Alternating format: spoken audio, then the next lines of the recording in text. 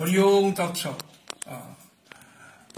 দেখো, পাপ আর পুণ্য সব এক এক ধর্মের এক এক রকম, লেকিন জাগ্রত আর নিদ্রা এই এক এক ধর্মের এক এক রকম নয়।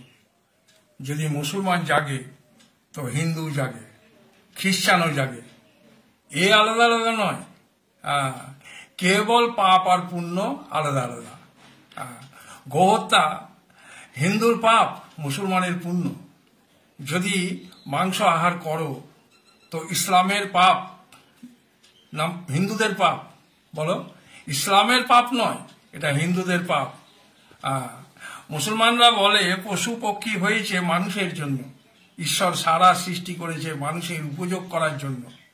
যদি জন ধর্ম বলা হয় তো মাংস আহার মহাপাপ, এর থেকে বড় পাপ নাই। লেকিন রামকৃষ্ণ ঠাকুর মাছ খেতে খেতে মাংস খেতে খেতে সে পরমহংস পদ পেয়ে গেল ও মুক্ত হয়ে গেল। বিবেকানন্দ মাছ মাংস খেয়ে বিশ্ববাসীর কাছে আজও সর্বশ্রেষ্ঠ জ্ঞানী পুরুষ, সারা পৃথিবীর মহান মাছ মাংস খেয়ে আজও পর্যন্ত তার বিচারধারা সর্বশ্রেষ্ঠ। তো বলো, পাপ কি আর পুণ্য কি? দেওয়াল উপনিষদ বলছে, আমিষং বিষয়া তৎ অভিলাষ রাহিত্যংই নিরামিষ আমিষবা। অর্থাৎ কেউ যদি বিষয়ে রমণ করে দিবারাত্রি তো তার মতো মাংসাহারী কেউ নাই। আর যদি কেউ নির্বিষয়ী হয় আর আত্মস্মরণে নিরত থাকে তো সে যাই খাক তাকে নিরামিষী বা নিরাহারী বলিয়া জানিবে। তাহলে বলো, আমিষ কি আর নিরামিষ কি? এই উপনিষদের কথা। আবার অন্য উপনিষদ বলছে, জীবস্য জীবই জীবনম, এক জীব অপর জীবকে ভক্ষণ করিয়াই বাঁচিয়া থাকে। আবার সাংখ্য দর্শন বলছে, অপরকে দুঃখ বিনা ভোগ হবেই না। যেমন ধরো, জমিতে উৎপন্ন ফসল, পাক পক্ষী ইন্দুর এরা ফসল দেখে আনন্দিত হলো কি সারা বছরের খাবার হলো, আর একদিন তুমি সমস্ত ফসল কেটে বাড়ি নিয়ে চলে এলে। এই জন্য অপরকে দুঃখ বিনা ভোগ হবেই না। তো বলো, পাপ কি আর পুণ্য কি? খিদা তোমার লেগেছে, সামনে ভাতের থালাটা এলো আর কেউ নিয়ে চলে গেল, তো বলো কেমন লাগবে? এই জন্য পাপ পুণ্য এর নির্ণয় করা বড় কঠিন। শোনো, জৈন ধর্মওয়ালার কাছে তো রামকৃষ্ণকে পরমহংস বলা যাবেই না। আর যারা বৈষ্ণব, গোঁড়া বৈষ্ণব, তাদেরকেও তো রামকৃষ্ণ মুক্ত পুরুষ বলা যাবে না ওদের কাছে। রামকৃষ্ণ তো মাছ খেতে খেতে পরমহংস হয়ে গেল। আবার দেখো, আমাদের এই ঘরের ছেলে তারাপীঠে বামা খেপা, তারাপীঠে মদ মাংস মাছ খেয়ে সেই বামা খেপা আজ বাম দেব হয়ে গেল। লক্ষ মানুষ আজ তাকে পূজা করছে। তো বলো, কি পাপ কি পুণ্য? আর যারা নিরামিষ খায় তারাও উচ্চ শিখরে উঠেছে, তারাও ভগবত প্রাপ্তি করেছে। সেই জন্য আমি মনে করি কোনো খাওয়াই পাপ বা পুণ্য নয়। জীবনের উদ্দেশ্য যদি মহৎ হয়, লক্ষ্য যদি কল্যাণকারী হয়, তবে জাতি দিয়ে খাদ্য দিয়ে ধর্ম হয়নি। ধর্ম হলো সত্যকে জানা, তাকে লাভ করা।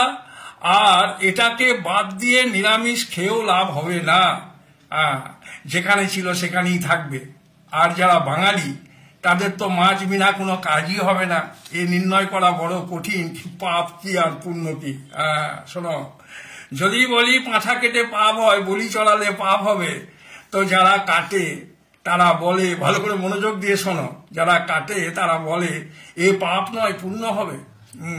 তারা বলে মায়ের চরণে বলি দিয়ে ওর আত্মা মুক্ত হয়ে যায়, সেই জন্য পুণ্য হয়। ওরা বলে, যেমন ধরুন তোতা পাখি যদি খাঁচার বন্দি থাকে আর ওকে যদি খাঁচা থেকে উড়িয়ে দিই তো তাকে পাপ বলে।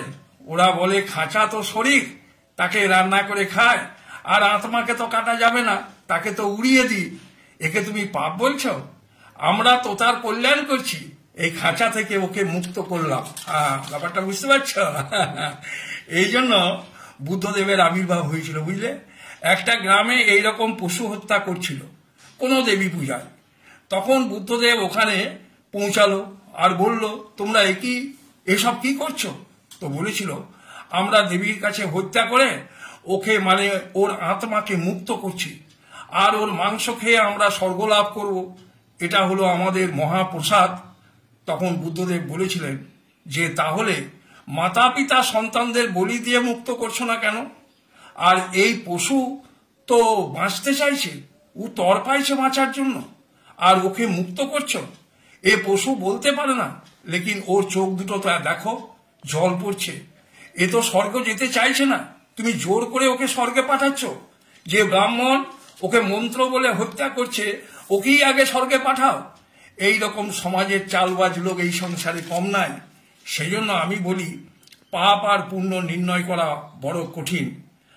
আর যারা দুধই আহার করে কেবল যারা দুধ আহার বলে মনে করে, দুধাহার করে জীবন ধারণ করে, তারা ভাবে না কেন অভি একরকম মাংসাহার, কেননা গরুর রক্ত থেকে দুধ তৈরি হচ্ছে।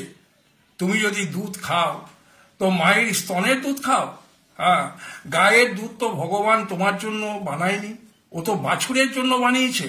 বাছুরকে টেনে বেঁধে রেখে তুমি ওর দুধ খাচ্ছ, বাছুরের কষ্ট হচ্ছে, ও ওর মায়ের দুধ খেতে চাইছে, এটা ওর হিসাব। তুমি তার দুধ কেড়ে খাচ্ছ, ও তো এক প্রকার মহাপাপ। দুধ তো আমি ছুতেই পাবো না, ও তো মাংসাহার, বরাবর পাপ। এ হলো আমাদের আজ দুনিয়ার পাপ পুণ্য, বুঝলে? কি বলবে? লোকে বলে দুধ সব থেকে সাত্বিক আহার। যদি কোনো লোক দুধ খেয়ে বেঁচে থাকে তো লোকে তাকে প্রসিদ্ধ মহাত্মা বলবে, আর বিচারী লোক বলবে এর থেকে পাপী কেউ নাই। কি গায়ের রক্ত মাংস খেয়েও বেঁচে থাকে, তো বলো কি পাপ আর কি পুণ্য? সেই জন্য আমার নিজ দৃষ্টিতে এটা আমি মনে করি এই পাপ আর এ পুণ্য এইসব সামাজিক একটা দৃষ্টি, অন্য কিছু বোঝা ভুল হবে। সেই জন্য জগৎগুরু শঙ্করাচার্য বলেছেন ন পাপ না পুণ্য না স্বর্গ না নরকম চিদানন্দ রূপম শিবহম শিবহম শিবহম। এই জন্য আমি বলি এই পাপ আর পুণ্য বাস্তবিক কোনো মূল্য নাই। যেমন ধরো রাস্তার বাঁয়ে চলো না হয় ডাইনে চলো, বাঁয়ে চলো তবে ঠিক, ডাইনে চলো তবে ঠিক। হিন্দুস্তানে লেখা আছে বাঁয়ে চলো, আর আমেরিকায় লেখা আছে ডাইনে চলো। নিয়ম কিছু না কিছু তো হওয়া চাই, না তো সব দিক দিয়ে যদি মানুষ চলে তো দুর্ঘটনা ঘটবে, কেউ নিজের ঘরে পৌঁছাবে না, ট্রাফিক জ্যাম হবে। যার সাথে আছো তার মতো হয়ে চলো, এর কোনো বাস্তবিক মূল্য নাই। বাস্তব তো দুই রকম, যদি হুঁশে থাকো তো পুণ্য, বেহুঁশে চলো তো পাপ। যদি হুঁশে থাকো তো পড়বে না, মুক্ত হবে, আর যদি বেহুঁশিতে থাকো তো বারবার ভুল হবে আর হোঁচট খাবে, এই হলো পাপ। আর যদি হুঁশে থাকো তো যা ভুল ছিল এই জীবনে সবই ছুটে যাবে। ভুল ছাড়ার জন্য চেষ্টা করতে হবে না, নিজে থেকেই ছেড়ে যাবে, বুঝতে পারছ? আর তুমি মুক্ত হবে। হুঁশে থাকা লোক কি করে গলত রাস্তায় যাবে বলো? যেমন অন্ধ ব্যক্তি ঘরের বাইরে বেরোতে পারবে না, লেকিন চক্ষুষ্মান ব্যক্তি যার চোখ আছে সেই ব্যক্তি কি করে বদ্ধ করে থাকবে? ওর চোখ আছে, ও দরজা খুলে বেরিয়ে যাবে। সেই জন্য যার কাছে ধ্যান রূপ চক্ষু আছে সে যা দেখে ও সত্যই দেখতে পায়, আর ও মুক্ত হয়ে যায়। আর যার চোখ নাই ও যাই ভাবুক ওর বেরোনো বড় মুশকিল। মুসলমান বলছে দান করো, খয়রাতি করো তো পুণ্য হবে। আর জৈন ধর্ম বলছে কেউ যদি রাস্তায় পড়ে থাকে তরফায় জলের জন্য চিৎকার করে তো তুমি চুপচাপ চলে যাও, ওকে জল দিও না, কারণ ও প্রারব্ধ ভোগ করছে। যদি ওকে জল দিয়ে বাঁচাও তো তুমি ওর যাত্রা আরো বাড়িয়ে দিলে, কারণ ওই ফল ভোগের জন্য আবার ওকে আসতে হবে। আর এক ধর্মবালা বলছে, শোনো মজা, আর এক ধর্মবালা বলছে স্কুল করে দাও, হাসপাতাল বানাও। বড়ই বিচিত্র এই দুনিয়ার পাপ আর পুণ্য, বুঝলে? তো হাসপাতালে কাউকে এলাজ করানোর জন্য যদি নিয়ে যাও চিকিৎসা করার জন্য, আর সে যদি বেঁচে আসে, আর বেঁচে আসার পর যদি হত্যাকারী কাজ করে, তার পাপের ভাগিদার আবার তুমিও হবে। ও মরে আবার জন্ম নিতেও ভালো ছিল, না জানি যার উপকার করছি সে ব্যক্তি চোর না ঠকবাজ, কে জানে তার উপকার করছি। যদি মরে তো ভালো, নইলে এই রকম লোক তো সমাজে সন্ত্রাস করবে, তাকে আমি বাঁচাচ্ছি, সাবধান। হ্যাঁ শোনো, একজন মরছে, অসুখ হয়েছে, তো এক সাধুকে দেখে বলছে, সাধু বাবা আমাকে বাঁচান। সাধু বলছে যদি মরছো তো মরে যাও, একদিন তো মরবে। তখন ও বলছে এখন তো আমি বাঁচতে চাইছি। সাধু বলছে যদি জীবনের আশা ছেড়ে দাও তো তুমি মুক্ত হয়ে যাবে, ন পুনর্জন্ম বিদ্যতে।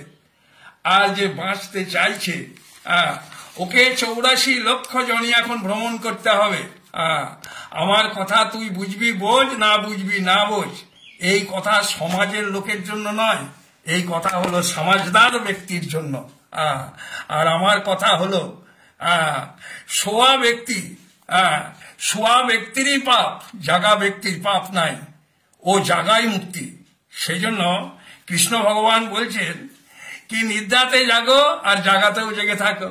সেই জন্য মূর্খর কাছে যাহা জাগ্রত যোগীর কাছে তাহা নিদ্রা, আর যোগীর কাছে যাহা জাগ্রত মূর্খের কাছে তাহা নিদ্রা।